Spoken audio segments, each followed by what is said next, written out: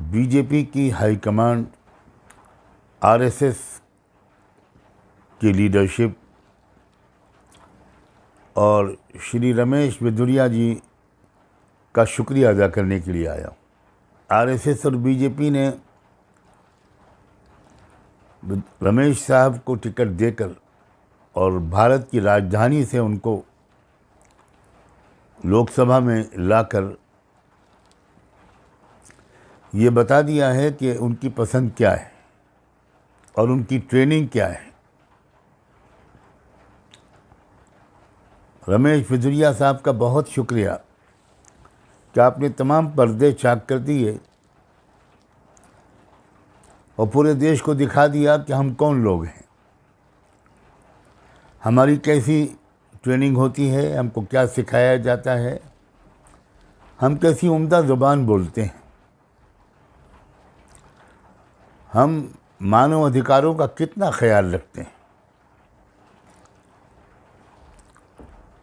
लोकसभा की मर्यादा का कितना ख्याल रखते हैं, जिसको आप ही लोग लोकतंत्र का मंदिर कहते हैं। मैं तो कभी सोच भी नहीं सकता कि किसी ऐसी भवन में जिसको मंदिर कहा जाता हो वहाँ इतनी अश्लील ज़बान बोली जाएगी। लेकिन मैं शुक्रिया अदा करता हूँ, मैं तो कोई निंदा करने के लिए नहीं आया। आपका शुक्रिया ये है कि आपने सारे पर्दे चाक कर दिए और सारे देश को अब मालूम हो गया कि आरएसएस की तरबियत, उसकी टीचिंग, उसकी तालीम, उसकी ट्रेनिंग कैसी होती है। और मज़ीद सोने पे सुहागा ये कि बड़े सीनियर मेंबर्स ऑफ पार्लियामेंट जो बीजेपी के हैं वो खिलखिलाकर हंसते हुए नज़र आए, जैसे उनका दिल का अरमान आज पूरा हो रहा है। उन्हें किसी मुसलमान को गाली सुनने में बहुत अच्छा लग रहा है। गली कूचे में, पूरे मुल्क में, जगह जगह तो ये सब होता ही था और इसके आगे हिंसा भी होती थी। अब आपने उसको पार्लियामेंट्री एक लाइसेंस दे दिया कि जब हम यहाँ इस सदन में यहाँ तक जा सकते हैं तो तुमको भी खुला मैसेज ले लेना चाहिए कि तुम पूरे मुल्क में मुसलमानों के ख़िलाफ़ कहाँ तक जा सकते हो। दिल्ली से चुने हुए संसद का यह हाल है। ये भारत की राजधानी के लोग हैं जिन्होंने इनको चुनकर भेजा है। मुझे बहुत उम्मीद है कि वो शायद दोबारा ऐसी गलती अब नहीं करेंगे। पूरे देश के तमाम वोटरों को, पूरे देशवासियों को मैं कहना चाहता हूं कि अब आपके हाथ में फैसला है। अब कोई ढका छुपा नहीं रह गया, अब कोई मसला विचारधाराओं का भी नहीं रह गया। अब आपके हाथ में फैसला है कि क्या आप दोबारा चुनेंगे इस पार्टी को, आप दोबारा चुनेंगे इन लोगों को। मैं अपनी ज़ुबान ख़राब नहीं करना चाहता, वरना वाकई ये कितने लफंगे, कितने गुंडे किस्म के लोग हैं। इनको तो शरीफ आदमी के ड्राइंग रूम में जगह नहीं मिलनी चाहिए और इनको मुल्क के पार्लियामेंट में बिठाया गया है। बना हो राजनाथ सिंह का, वो लखनऊ से इलेक्शन लड़ते हैं तो शायद लखनवी तहजीब का थोड़ा बहुत असर उन पर पड़ा है और कुछ अपने वोटर्स का भी उनको कुछ ख्याल हुआ होगा कि उन्होंने माफ़ी मांग ली। कैसी माफ़ी है? एक आप में एक आदमी के अंदर ये जुर्रत नहीं है बीजेपी के मेंबर के, क्या आप वहीं पर खड़े होकर कहते हैं कि इस शख्स को निकालो पार्टी से भी और लोकसभा से भी? तब आपकी शान बढ़ती, तब पता चलता कि पार्टी में सब लोग इतने गिरे हुए नहीं हैं। मैं यहाँ पर शुक्रिया अदा करना चाहता हूँ अपोजिशन पार्टीज़ के लीडर्स का भी, जिन्होंने साफ लफ्ज़ों में डिमांड की है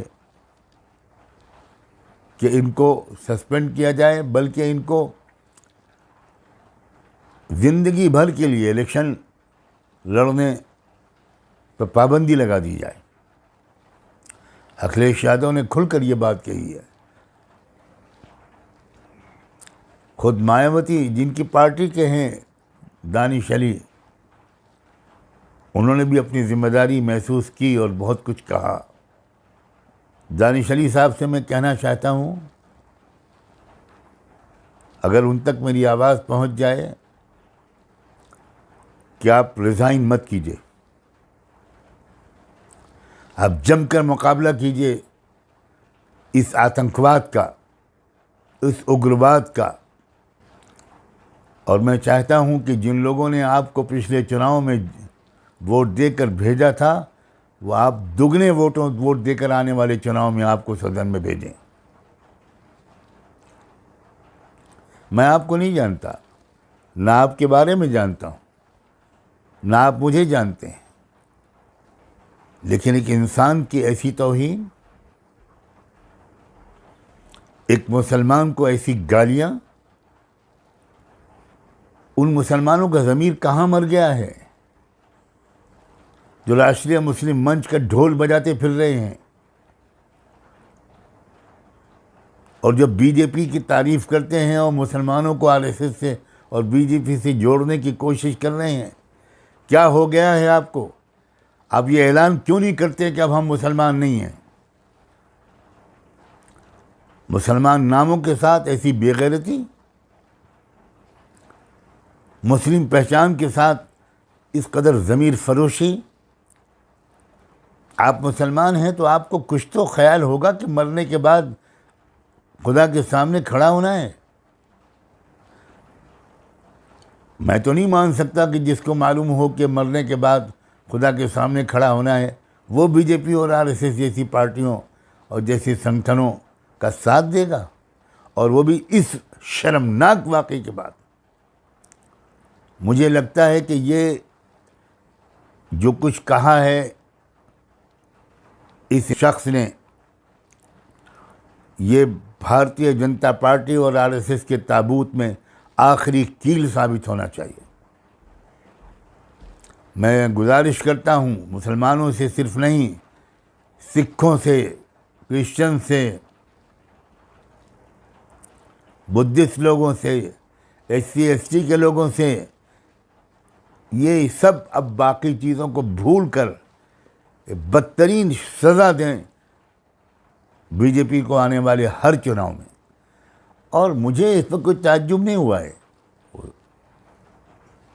इसलिए कि जिन लोगों ने गुरु गोलवालकर को पढ़ा है, जिन्होंने सावरकर को पढ़ा है, वो उन्हें कोई ताज्जुब हो ही नहीं सकता, इसलिए कि उन्होंने यही शिक्षा दी है अपने चेलों को।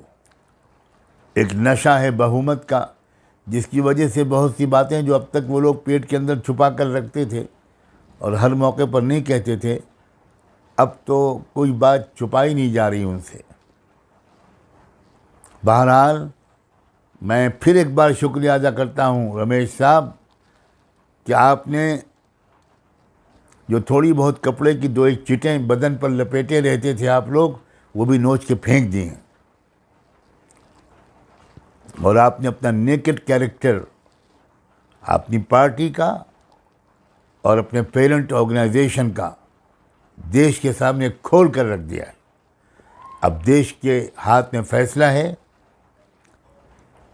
अगर ज़रा भी ज़मीर बाकी है, अगर ज़रा भी हमारे देश के अंदर इंसानियत बाकी है, इन लोगों को कड़ी से कड़ी सज़ा दी जानी चाहिए। ख़ास तौर पर मैं अपनी बहनों से कहता हूँ, महिला समाज से कहता हूँ, जिन्होंने भर भर कर बीजेपी को पिछले इलेक्शन में वोट दिया था, अब तो नहीं देंगे वो, मुझे मालूम है अब नहीं देंगे, क्योंकि एक लज्जा होती है, एक शर्म होती है औरत के अंदर, एक डिग्निटी होती है। एक सवाल का जवाब दे दिया रमेश साहब आपने, लोगों की समझ में नहीं आ रहा था कि विशेष सत्र क्यों बुलाया गया। आपने बता दिया कि विशेष सत्र गालियां देने के लिए बुलाया गया था, इसी काम के लिए बुलाया गया था। और शायद आपको अपने आने वाले इलेक्शन में अपनी मौत नज़र आ रही है, इसलिए झुंझलाहट है, फ्रस्ट्रेशन है, जो आपसे इस तरह की पागलपन की बातें कहलवा रहा है। फिर एक बार कहता हूँ, हर वोटर को अपना वोटर आईडी बिल्कुल दुरुस्त कर लेना चाहिए, चेक कर लेना चाहिए, कोई कमी न रह जाए, कोई स्पेलिंग का फ़र्क न रह जाए जिसकी वजह से बहाना मिल जाए। इसलिए हम और किसी तरीके से इन लोगों का जवाब नहीं देना चाहते, हम वोट के ज़रिए इनको जवाब देना चाहते हैं। और इंडिया अलायंस से एक उम्मीद करते हैं कि वो एकजुट होकर दानिश-अली का साथ देगा और इस मौके पर अपने सारे इख्तिलाफात भूलकर पूरी ताकत के साथ इसकी निंदा भी करेगा और इसके ख़िलाफ़ पूरे देश में एक माहौल बनाएगा। जाइए पूरे देश में और हर जगह ये वीडियो दिखाइए।